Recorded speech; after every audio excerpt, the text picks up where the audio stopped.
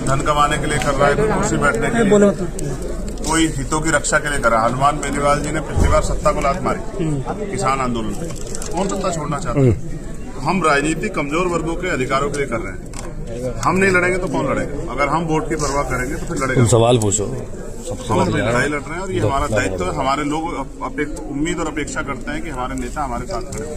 आज हमारे बच्चे यूनिवर्सिटी में मर रहे हैं तो हमारी जिम्मेदारी नहीं बनती कि हम उनके लिए लड़ें या उनको कहें कि आप आगे लड़ो पढ़ाई छोड़ के, तो ये गलत है। इसलिए हम इस लड़ाई को लड़ेंगे। और आज का जो कार्यक्रम है यूनिवर्सल जाट समाज की जो महासभा है उन्होंने, और जो बड़े जो समाज के बुद्धिजीवी लोग हैं, इन्होंने ये कार्यक्रम करा के साबित किया है कि जो समझदार समाज है वो गलत का विरोध करता है, चाहे उसकी कोई कीमत क्यों न चुकानी पड़े।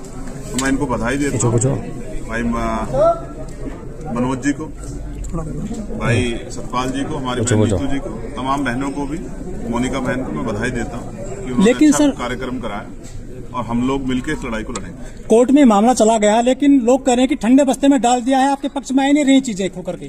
फिर मैं आपसे कह रहा हूँ, स्टे हुआ है, अब न्यायपालिका का सम्मान सबको करना पड़ेगा, लेकिन उम्मीद है कि न्यायपालिका कमजोर वर्गों के हितों का भी सम्मान रखेगी।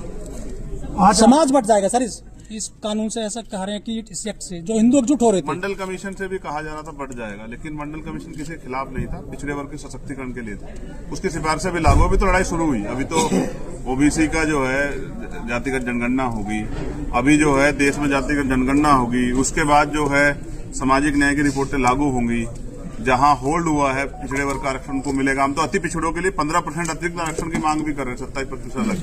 हम तो कोशिश कर रहे हैं कि जो समुदाय पीछे रह गया है, हमारी जिम्मेदारी को उसका हाथ पकड़ के हम लोग आगे जाए। क्या दिक्कत है ओबीसी में आ गया है तो इस एक्ट में? बिल्कुल, जिसको दिक्कत है वो सोचे, हमें तो दिक्कत नहीं है। हम तो बहुजन समाज का नारा बहुत लंबे समय से लगा रहे हैं। हम तो मानते हैं कमजोर वर्ग एक है और उनके साथ भी जाति के आधार भेदभाव होता है, तो हम इस लड़ाई को लंबे समय से कह रहे हैं। अब ये बात छिपा रहे थे, अब ये बात खुल गई है।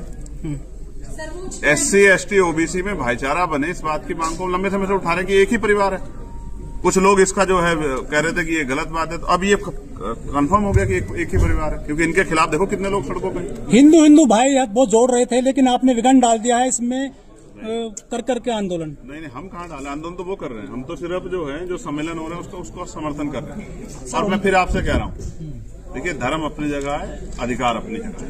अगर एक भाई को दूसरा भाई, अगर पिताजी अपने 2 बच्चों को बराबर अधिकार ना दे तो भी झगड़ा हो जाता है।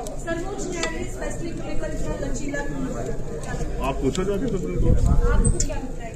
मुझे तो जो लगता है मैं मंचों से बोलता रहता हूँ। मैं आज भी कह रहा हूँ कि जब तक हमारा रिप्रेजेंटेशन वहाँ नहीं होगा, जब तक दलितों पिछड़ों को वहाँ रिप्रेजेंटेशन नहीं मिलेगा सुप्रीम कोर्ट में, हाई कोर्ट में, तब तक हमारी सुनवाई होगी नहीं।